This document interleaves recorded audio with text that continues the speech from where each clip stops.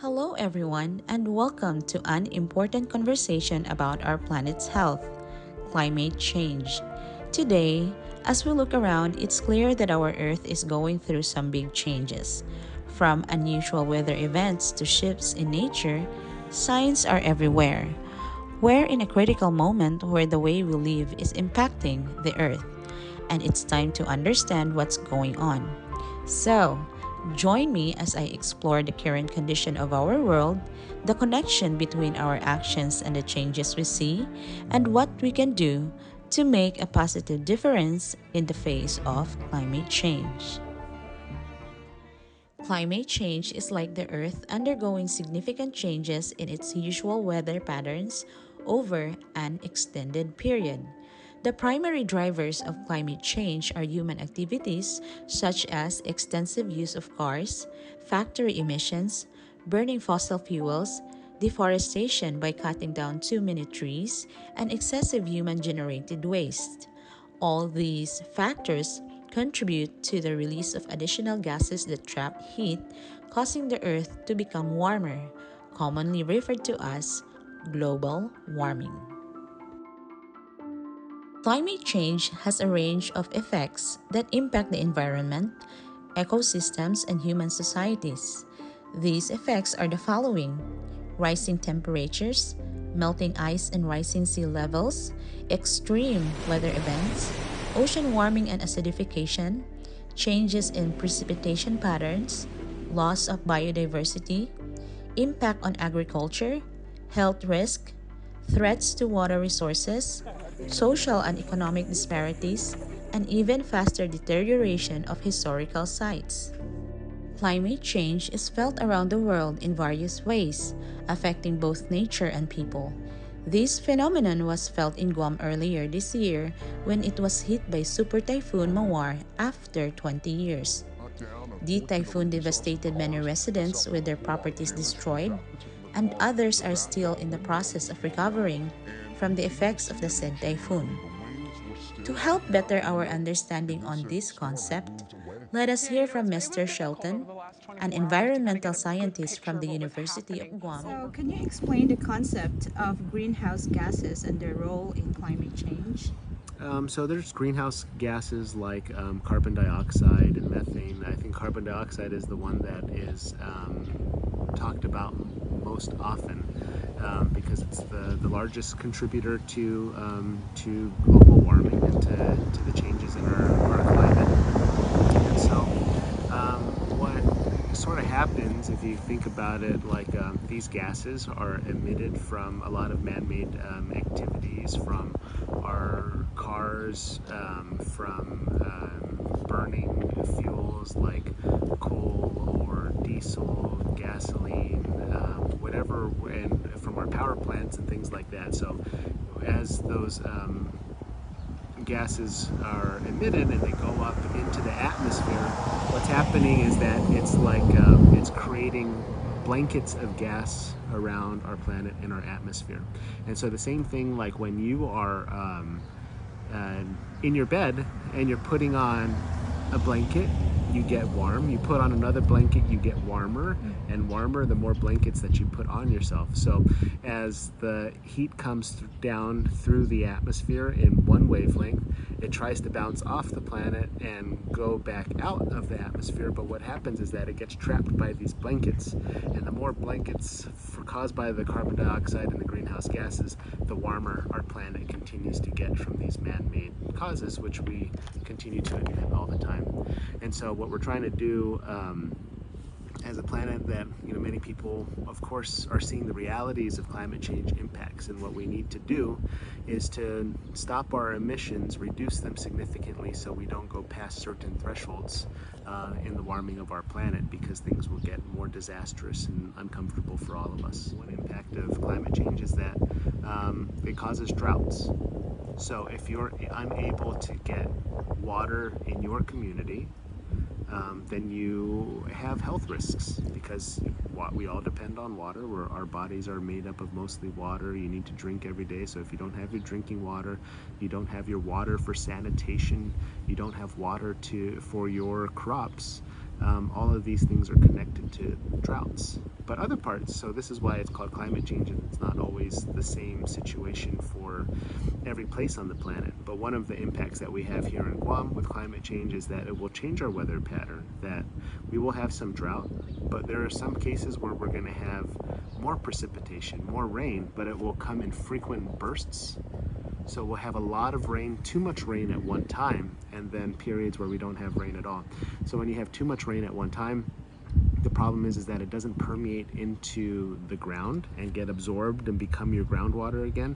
Instead, it causes land erosion, causes things like mudslides. Then it goes out into our oceans where it can affect our coral reefs. Too much fresh water at one time is bad for our coral reefs, which also provide our food. It is essential fish habitat. We can't get as much fish because of that extra fresh water, but also the extra sediment that's being washed down into the ocean in these bursts of rain. So that's a problem with one way that it can affect us, and that's all related to the weather patterns, right? That's how it's changing. Temperature, as that continues to increase, another thing that we have to worry about here in Guam is increasing sea surface temperatures. So if the water is warmer for longer periods of time, what happens to our surrounding coastal areas is that our coral reefs bleach. And so when corals bleach, you have these slow-growing coral animals that have been building this reef structure for thousands of years. They become the essential fish habitat where a lot of our food comes from. Things like parrotfish and rabbitfish and surgeonfish, all of the food that we love to eat here in Guam and in other islands, that all becomes threatened. And then all of these things combined, you lead to more social and cultural disruptions. If you're not able to go fishing anymore, you lose that those cultural interactions with your family and passing down this traditional knowledge. You know, things like, oh, this is the time where we're going to be able to catch this fish or harvest this plant. Those things are changing, and so now we have to figure out how to adapt to those changes. But things that have been happening on our island for thousands of years are now changing with climate change. How are the island's unique ecosystems and biodiversity being affected by climate change? Well, we have thousands of different species of marine life, of terrestrial life, but habitat is shrinking. Habitat is becoming less favorable to these species. So high heat, like I mentioned, we're losing a lot of our corals. We have over 350 species of corals in Guam, which is the most diverse coral reefs in the United States. But we've lost a third of our coral reefs recently because of climate change impacts. And you know, we're also losing other species are becoming extinct, some because of climate change impacts, some because it's just of other environmental stressors. But there are definitely things to be concerned about and to worry about. If we encourage you to get involved with a lot of our work or coordinate activities on your own, but you could also follow along with our Guam Green Growth and Center for Island Sustainability activities. We have opportunities to do things like tree planting. We are restoring watersheds to reduce erosion on our downstream coral reefs and also lock in more carbon and make a difference for reducing carbon emissions around the planet. We are working in our gardens. We are doing island beautification events to clean up our island. There's many things that you can do on an individual level to join up with us. Or you can think about your actions as a business owner, as an individual, as a family on what you can do to reduce your carbon footprint and contribute to a more sustainable future.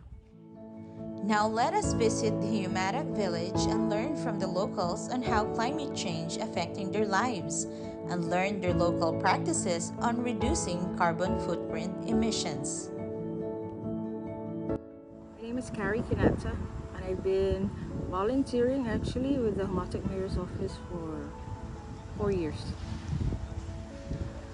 What was Humatak like after Typhoon Mawar? What was the biggest issue? No water. Yeah, that's the one thing that I guess really frustrates the people is no water. We can deal with no power, but it's the water. was the effect of global warming? Yeah, because I guess when we hear global warming, we don't really like take it in. Like it's not. We hardly ever hear about global warming, so we're just used to the typhoon since a long time. Yeah. Because it keeps happening. Yeah. Yeah. So when you compare Humadak or Guam before in the past and right now, is the weather still the same, or there's a little difference? We know when it's very hot in the day, we know it's gonna rain the night. So I think back there now is different, a lot different. So Because before the kids can stay out playing all day, we can stay out playing all day, but now the heat in the day is worse now. it's worse now. Yes. So were you able to enjoy, the sun when you were growing up? Yes. What was Very much. very much? Yeah. How about the beach? Yes. Now I don't. They hardly anyone ever swims. But before we're always at the beach growing up. So the kids also don't do much. Yeah, no. The only time they come to the beach is there's a party here, or yeah. But just to like say, why don't we go down to the beach because it's a hot day? But not like before. Yeah. They should be going. Yes. My doctor even said that to me. He's like, "Don't you live right by the beach?" I'm like, "Yes." He's like, "Why don't you go swimming? It's a good form of exercise. It's better than going running. You lose more when you go swimming." Yeah. So I got lectured that about my doctor already knew about Yamadak that they have a big bay right there. Is there other people that came in and then taught people about what is global warming and stuff like that? That's why we don't really know much about it. Yeah. I just only hear about it like in the news. Yeah. Yeah. But do you think that Guam is also affected by global warming? Yes. Because, like for one, my husband, he's a fisherman. He likes the water, and he'll talk about the sea level rising. Yeah, but sometimes I don't know what he's talking about. Need to be more educated on that. Yeah. So in terms of, I know there are other fishermen here. How's their catch? Like, is it the same before and now? Can you Very describe it for different. me? They like to say, the fishermen like to say, the fish are smarter now. That's it. And then there's hardly any here.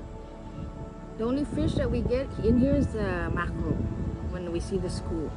But I see a lot of people come here, even from outsiders from other villages come to rod and reel and stuff, but they never catch.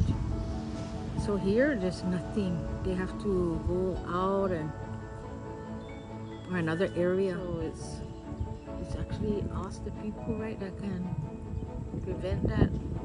The global warming. Hi, my name is Aziani Baker, and I am a laborer for the Marwar disaster team down here in Umadak. And my experience with Typhoon Marwar is when the typhoon came, I just stayed inside the house with my grandma and waited for it to pass. We did hear a lot of wind and stuff banging from outside, but we didn't really think it was that bad until it passed, and then we went outside and saw how huge trees were uprooted from the ground.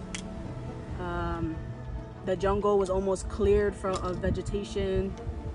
There were a lot of videos surfacing of people driving around Guam to see the damage, and there was a lot of trees that were uprooted and a lot of buildings that were destroyed and stuff like that. It was kind of hard to see, especially since you've grown, or being someone that was born and raised here.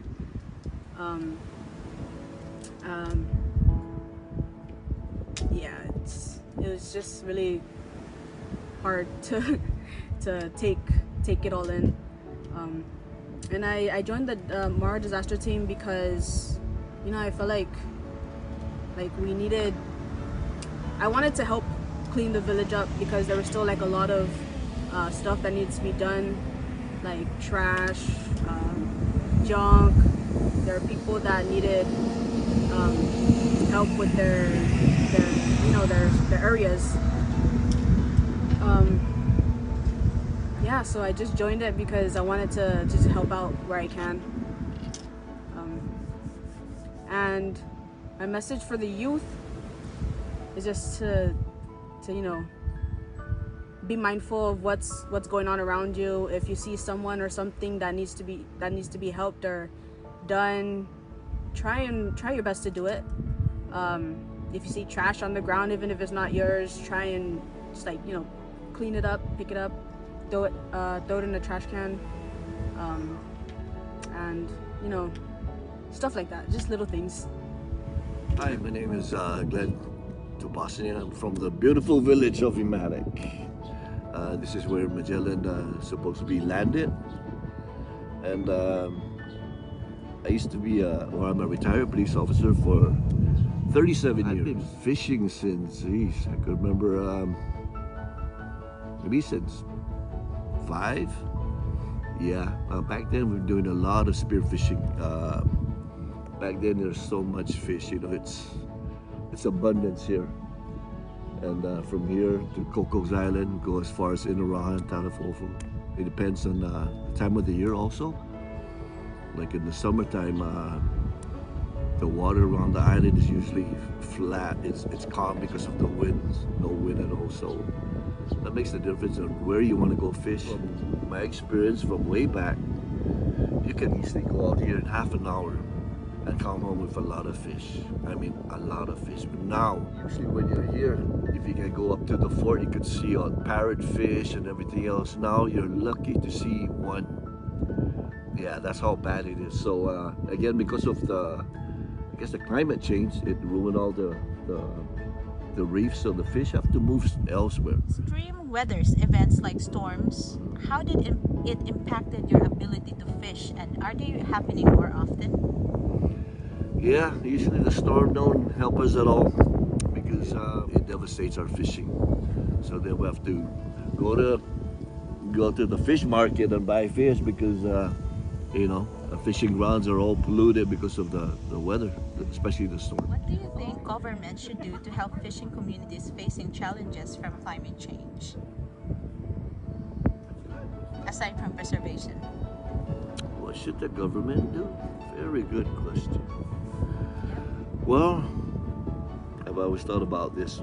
The government, I think, should put a bigger percent on the fishermen, the local fishermen, first of all, because bad enough it's already, fish is not of abundance, and if they could, go local and sell local stuff, we'll have more fishermen bringing in fish. But what's happening is,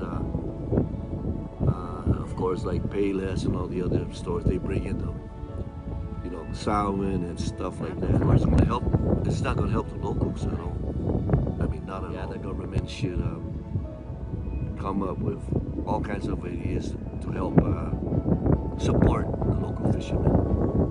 Climate change is happening. It's real. It's for reals, and it's been happening here.